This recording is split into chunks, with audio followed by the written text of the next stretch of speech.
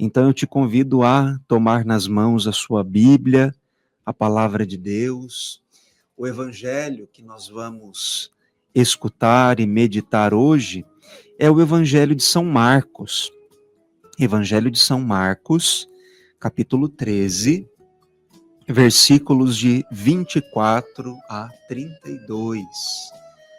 Evangelho de São Marcos, capítulo 13, versículos de 24 a 32. Contemplar teu brilho, caminhar no brilho dos teus pensamentos.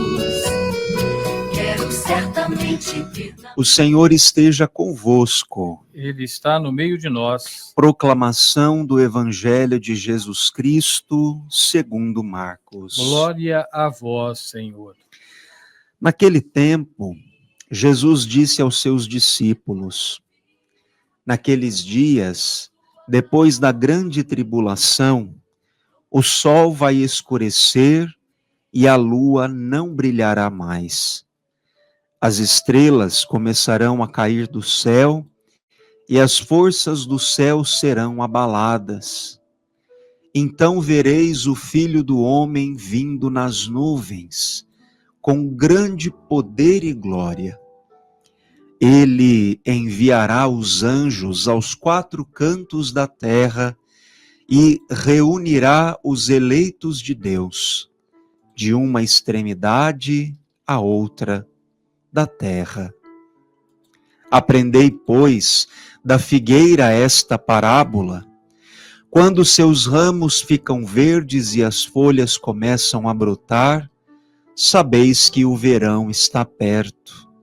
Assim também, quando virdes acontecer essas coisas, ficais sabendo que o Filho do Homem está próximo, às portas. Em verdade vos digo, esta geração não passará até que tudo isto aconteça.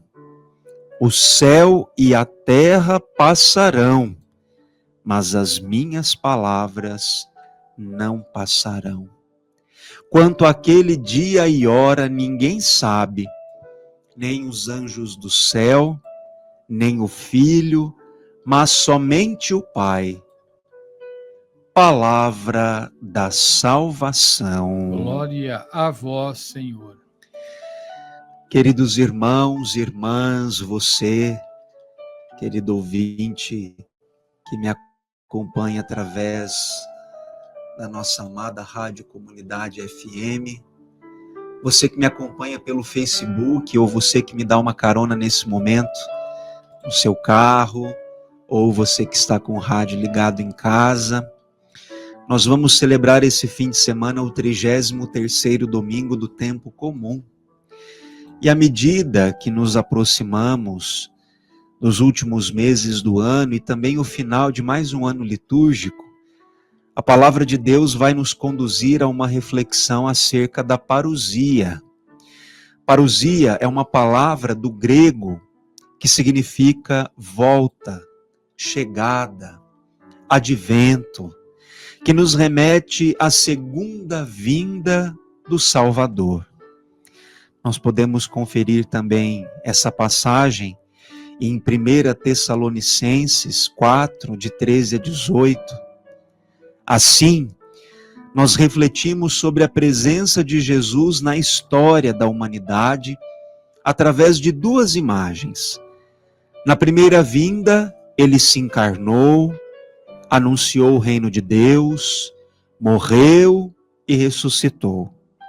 Na segunda vinda, ele virá gloriosamente, realizando, enfim, a salvação plena oferecida a toda a humanidade.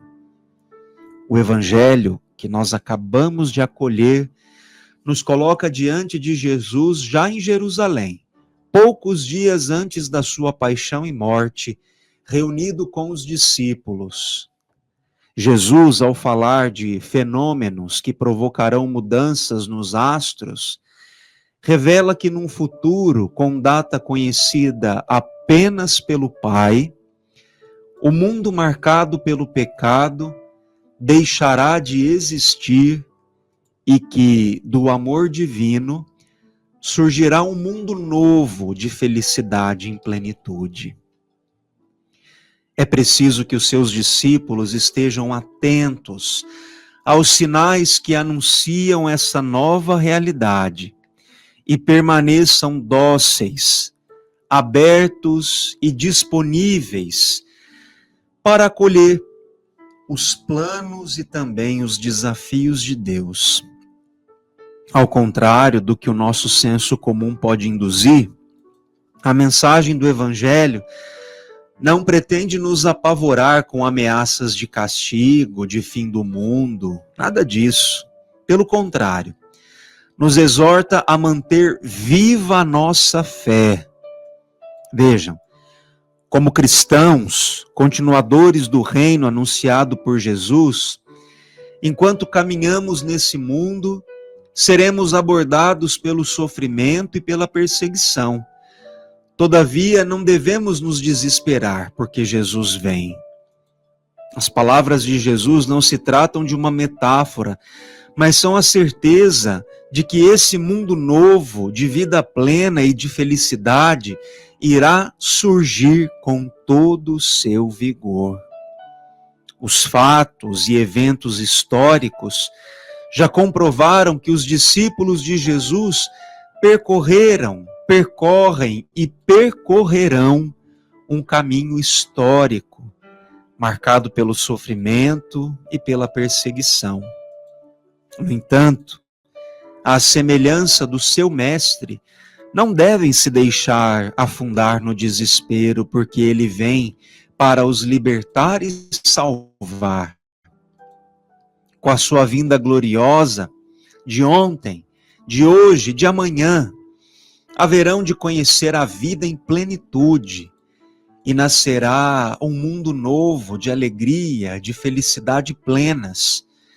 Por isso, do mesmo modo que um agricultor sensato e prudente é capaz de perceber, pelas singelas mudanças nos seus brotos e folhagens, que é chegado o tempo da floração da figueira, nós, os fiéis, discípulos de Jesus, pela sua vida de oração e fé, devemos ser capazes de enxergar a presença de Cristo ao lermos os sinais dos tempos. Mesmo em meio às catástrofes naturais, pandemias, guerras, a humanidade que se deixa conduzir por Deus não caminha para a destruição. Deus é o Senhor da história. Contudo, Ele deseja e espera a nossa colaboração para a realização do seu projeto de amor.